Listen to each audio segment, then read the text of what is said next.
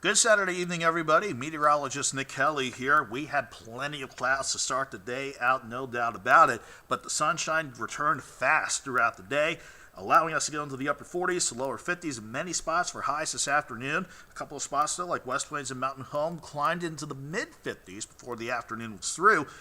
On top of that, we're seeing quiet skies across much of the central plains, and it gets active again until you get to about northern parts of Lake Michigan, northern Michigan State, and the upper peninsula of Michigan with a little snow up there.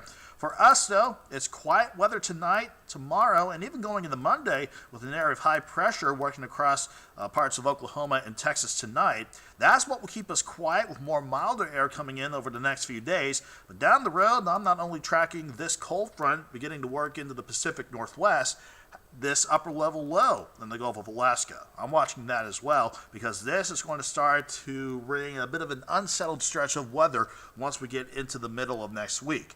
In the short term, though, the clear skies that we saw return throughout the day holds firm for tonight, allowing temperatures to turn cold again, though. Lows near 30, not just for Springfield and Harrison, but for much of the Ozarks, with a northwest breeze on the light side, 6 to 12 miles per hour.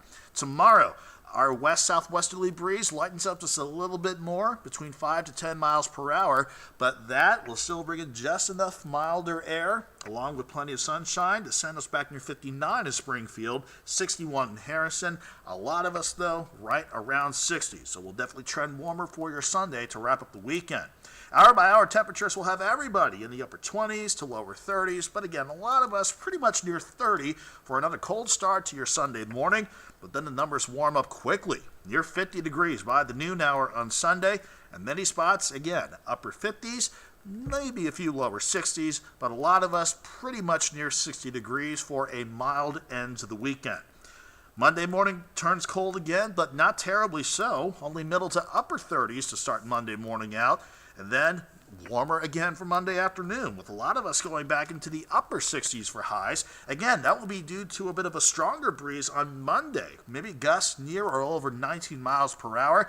And then we'll stay quite gusty through the middle of the week as we watch a few waves come at us. But the strongest wind speeds of 32 miles per hour or higher in terms of gusts, that's going to make sure that we keep the numbers well above average through the middle of next week. For example, the average high on Tuesday should be about 58. I'm thinking highs around 70 for the Ozarks this coming Tuesday. I think Wednesday will be the warmest day, though, with highs around 73. Lower 70s again Thursday before we see a plunge back into the upper 50s by the time we get next weekend started.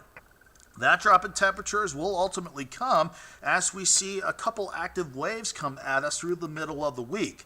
We keep it quiet for Monday, but by late Tuesday, after a mainly quiet day, we'll watch for some isolated showers and a couple of storms with one disturbance coming out of the Rockies.